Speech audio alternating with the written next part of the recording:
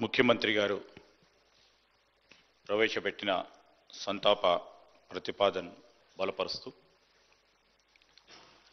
ఈరోజు మన అందరికీ కూడా సుపరిచితులు, ప్రత్యేకంగా నాకు చాలా దగ్గర వ్యక్తిగా ఒక అన్నగా మరి మాగంటి గోపీనాథ్ గారి అకాల మరణం చాలా దిగ్భ్రాంతిని కలిగించింది అధ్యక్ష.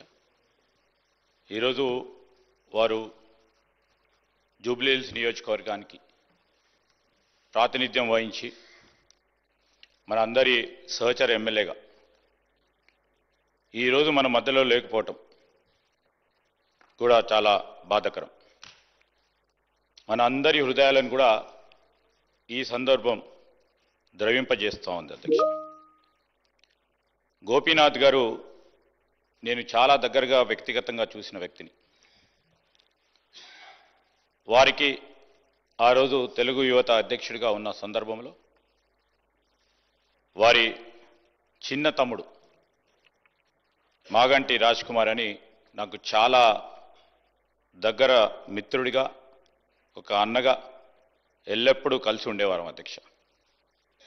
ఆనాడు వారి కుటుంబం అనుకోని పరిస్థితుల్లో మరి వారి తమ్ముడిని, గోపీనాథ్ గారి తమ్ముడిని కోల్పోవటం, ఆనాడు వారి కుటుంబం కోల్పోయిన నేపథ్యంలో చాలా సంవత్సరాలు కూడా వారు ఆ కుటుంబం కోలుకోలేకపోయింది అధ్యక్ష.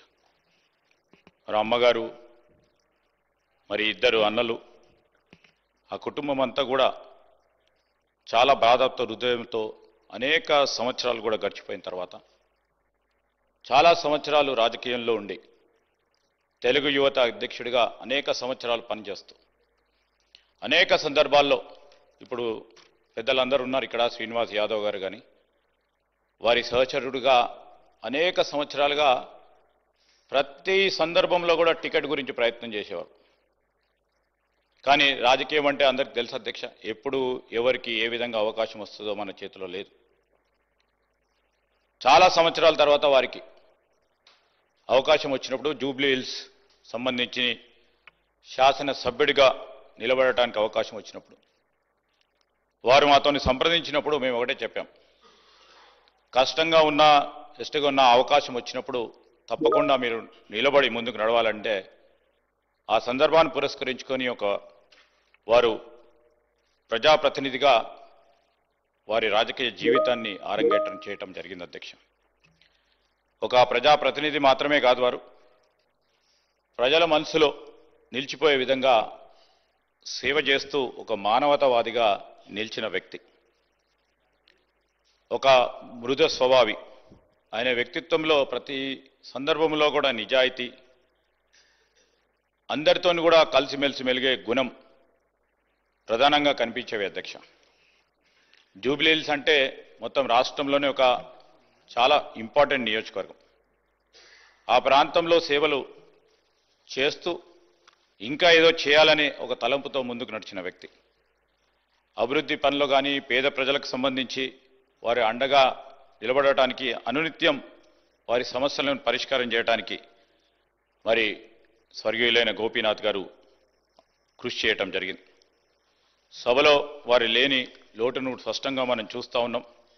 మరి ఈరోజు జూన్ 2, 1963 హైదరాబాద్లో హైదర్గూడలో కృష్ణమూర్తి మరియు మహానంద కుమారి దంపతులకు జన్మించిన గోపీనాథ్ గారు మరి 4 దశాబ్దాలు పైచిలకు ప్రజాసేవలో, పార్టీలలో చురుగ్గా పనిచేసి పాల్గొన్నారు అధ్యక్ష. 1383లో ఉస్మానియా విశ్వవిద్యాలయం నుంచి BA పట్టభద్రుడై మరి 3 సార్లు జూబ్లీహిల్స్ నియోజకవర్గానికి ప్రాతినిధ్యం వహించిన గోపీనాథ్ గారు 1983లో వారు తెలుగుదేశం పార్టీని స్థాపించిన సందర్భంలో ఒక యువకుడిగా వారి రాజకీయ ప్రస్థానాన్ని ప్రారంభించి 85 నుంచి 92 వరకు తెలుగు యువత రాష్ట్ర అధ్యక్షుడిగా పనిచేస్తూ అదేవిధంగా 87, 88లో హైదరాబాద్ అర్బన్ డెవలప్మెంట్ అథారిటీలో కూడా డైరెక్టర్గా వారి పాలనా పరంగా తొలి అనుభవాన్ని మొదలుపెట్టారు అధ్యక్ష. మరి 88 నుంచి 93 వరకు వినియోగదారుల ఫోరం అధ్యక్షుడిగా, టీడీపీ హైదరాబాద్ జిల్లా అధ్యక్షుడిగా వారు బాధ్యతలు నిర్వహించారు. 2014లో మరి జూబ్లీహిల్స్లో వారికి అవకాశం రావటం, 3 మార్లు గెలవటం, మరి ఈరోజు మేమందరం కూడా మన అందరికి కూడా కటింగ్ అక్రాస్ పార్టీస్ అధ్యక్ష గోపీనాథ్ గారి గురించి అందరూ కూడా వారి ఒక సహచరుని సమాజంలో ఒక నిజమైన ప్రజానాయకుని కోల్పోయిన అనే అంశాన్ని సభ దృష్టికి తీసుకొస్తూ ఈరోజు మరి గోపీనాథ్ గారి కుటుంబ సభ్యులకి, అభిమానులకి, జూబ్లీహిల్స్ ప్రజలకి సభ పక్షాన కూడా మా హృదయపూర్వక సానుభూతిని తెలియజేస్తా ఉన్నాం అధ్యక్ష. ఆయన ఆత్మకు శాంతి చేకూరాలని, ఆయన చూపిన మార్గం, ఆయన నడిచిన మార్గం, మంచి పనులు చేసిన మార్గం మనకు అందరికీ కూడా ప్రేరణగా నిలవాలని మనసారా కోలుకుంటూ వారి కుటుంబ సభ్యులందరికీ కూడా మరి ప్రగాఢ సానుభూతిని తెలియజేస్తూ సెలవు తీసుకుంటున్నాను అధ్యక్ష.